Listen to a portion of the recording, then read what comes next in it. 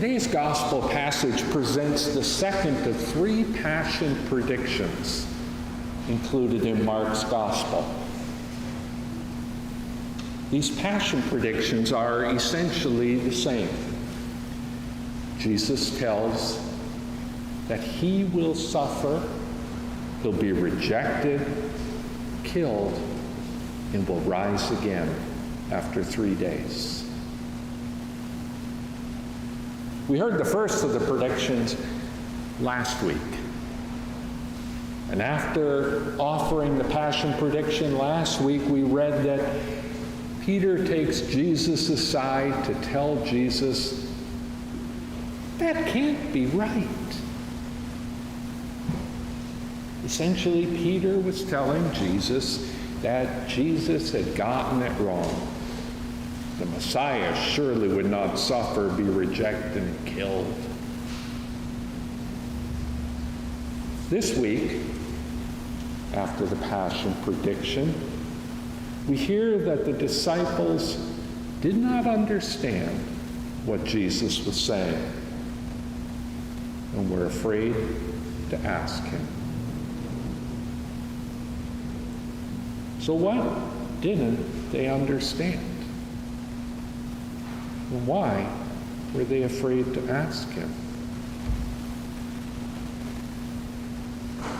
Always a brilliant teacher, observant of his students, his disciples, Jesus sincerely wants them and us to learn this lesson. It's why Jesus offers this prediction 3 times, that he will suffer, be rejected, killed, and will rise after 3 days. He wants his disciples to grow and succeed in understanding this most important truth. The disciples' own behavior along the way provides Jesus an important teaching moment. He asks them, what were you arguing about on the way?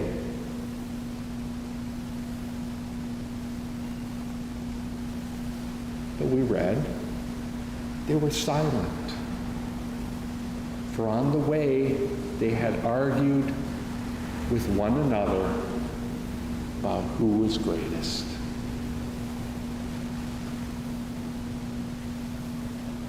This behavior indicated that the disciples were very much attached to and following the hierarchical patterns of the society in which they lived. They were living like all the other people in Palestine in that day. They were jockeying for honor and position, even among their peers. Their actions suggest that they had bought into the societal notion of the importance of seeking the highest status possible, acquiring the greatest honor and recognition, working their way up the social ladder as far as they could. That was the message that was echoing in their ears from their infancy on. Position mattered. Now Jesus, wanting his disciples to understand that this was not his way, that the striving for power, esteem, recognition, honor was not his way, nor was it to be the way of his followers. Jesus doesn't reject them. He sits them down. He says to them, Whoever wants to be first must be last of all and servant of all. Clearly is saying something that is completely opposite to what the disciples knew, what they were seeking. Jesus takes another step further. He tries to demonstrate what he means. He takes a little child and puts it among his disciples, and taking in his arms, said to them, "Whoever welcomes one such child in my name welcomes me, and whoever welcomes me welcomes not me, but the one who sent me." Now, in Jesus' day, surely this statement, this action, welcoming this anonymous child and inviting his disciples to do the same, doing that would garner no favor, no increase in status. You wouldn't in Jesus' day see politicians kissing babies. It would have made them look ridiculous.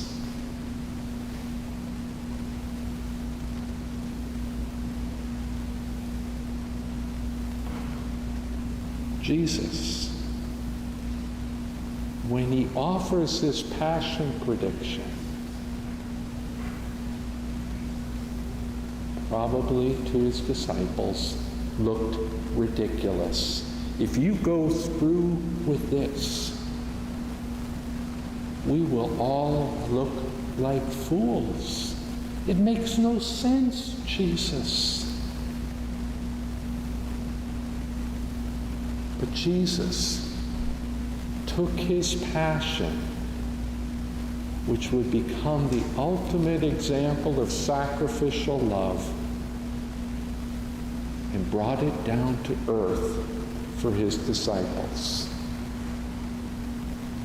His passion was too much for them to grasp. So he shows them something that maybe they can hold on to. You see, Jesus in his suffering and death, he bore all the sins, all the indignities of every human who had ever lived before him in his time, in our day. He took all of that to the cross with him. He served every person, doing for them what they could not do for themselves. He righted their wrongs and made them righteous through his sacrifice.